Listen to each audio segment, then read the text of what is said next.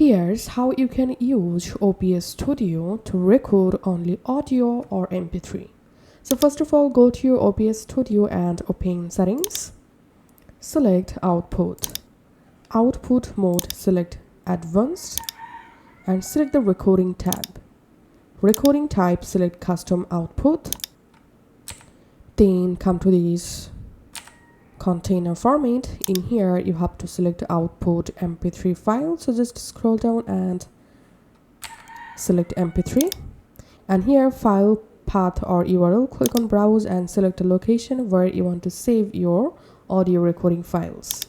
Now click on video encoder and select disable encoder. After doing this, click on apply and click on OK. And now you are ready to record only audio or MP3 using your OBS. That's it for this tutorial. Thanks for watching.